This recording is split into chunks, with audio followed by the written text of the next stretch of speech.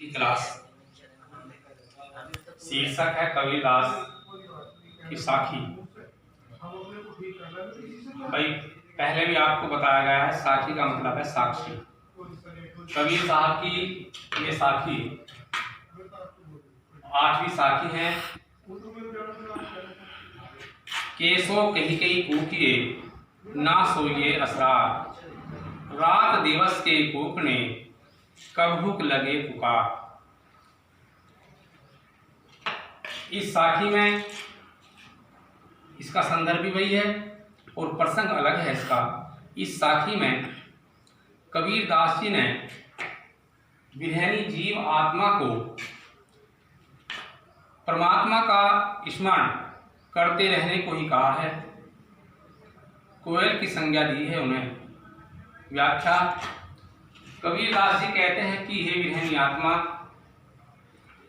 हे कोयल रूपी आत्मा, अगर तुम्हें कूकना है तो केशव का नाम लेकर कूक, उस परमात्मा का ही नाम लेकर कूक। बार बार के कूकने कब भूख लगे पुकार। जब तू बार बार कूकती रहेगी, परमात्मा का नाम रटती रहेगी, तो कभी ना कभी तुम्हारी पुकार परमात्मा सुनेगी। 9वीं साखी है। लंबा मार्ग दूरी घर, विकट बहुत बहुमार, कह संतों क्यों पाइए दुर्लभ हरि दीदार। परमात्मा के पाने की राह में चलना बड़ा कठिन बताया है संतों ने। उन्होंने बताया है कि आत्म बलिदान के द्वारा ही हम परमात्मा को पा सकते हैं। कबीरदास जी कह रहे हैं कि भगवान लंबा मार्ग, भगवान के घर का रास्ता बहुत लंबा है, दूरी घर बहुत दूर है, विकट बहुत बहुमार, और रास्ते में बहुत सारी समस्याएं हैं, बहुत सारे चोर हैं, लोभ मोह काम क्रोध में हमें अपनी ओर आकर्षित करेंगे।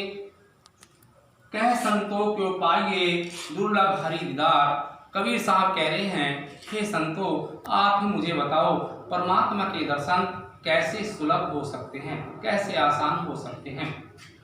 10वीं साखी है। विरहनी आत्मा के बारे में बताया गया है। परमात्मा पर एकाधिकार करते हुए विरहनी आत्मा कह रही है कि विरहनी को मीच दे के आपा दिखलाई। प्रभु, या तो मुझ विरहनी को मृत्यु दे दे, मीच दे, मृत्यु दे दे, या अपने दर्शन करा दो। रात 8 पहर का दाजना मुँह पे सहा न जाई। 8 पहर का रात दिन का दाजना मुझ पे सहन नहीं होता प्रभु। 11वीं है।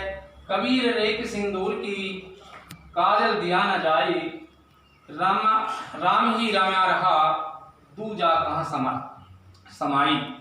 कबीरदास जी कह रहे हैं कि विरहनी आत्मा परमात्मा पर एकाधिकार करते हुए कह रही है कि प्रभु, मैंने तो सौभाग्य सूचक स्त्रियों की भांति अपनी मांग में, जिस प्रकार सौभाग्यवती स्त्रियां अपनी मांग में सिंदूर भरती हैं, उसी प्रकार मैंने भी सिंदूर भर लिया है राम के नाम के पाउडर का। दूसरा, उसमें काजल या अन्य वस्तु उसमें नहीं समा सकती। उसी प्रकार मेरी आंखों में तो प्रभु बसे हुए हैं, श्री राम बसे हुए हैं, दूसरा देवता इन आंखों में नहीं समा सकता।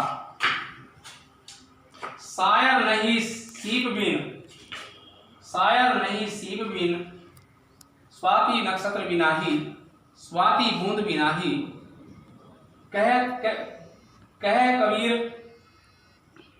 मोती पंजे, शून्य शिखरगढ़ माही। कबीरदास जी कह रहे हैं, देखो विरोधाभास है।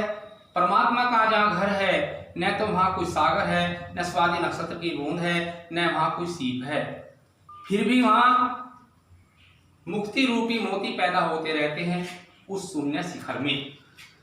13वां है। पानी हीते हिम भया, हिमते गया बिलाई, जो कुछ था सोई भया, आगे कुछ कहा न जाई।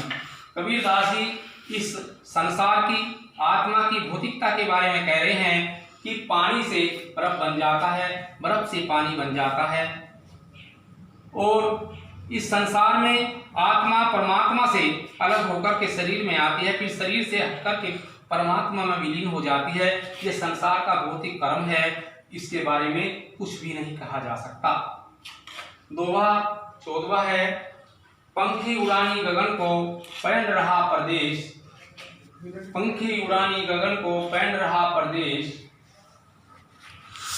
पानी पिया चंच बिन भूल गया उदेश। पक्षी रूपी जीवात्मा इस शरीर रूपी पिंजरे को छोड़ करके ऊपर ब्रह्म में लीन हो गई है और इस देश को भूल गई है। उसने बिना मुख के पानी पिया। देखो यहाँ तो पक्षी मुख से पानी पीते हैं, चोंच से पानी पीते हैं, परंतु पक्षी रूपी जीव आत्मा ने उस परमात्मा के घर जाकर के बिना चोंच के ही पानी पिया, भगवान के नाम का रसास्वादन किया और इस संसार को भूल गया। तो बच्चों आज इतना ही काफी है और आगे जो है कल पढ़ेंगे।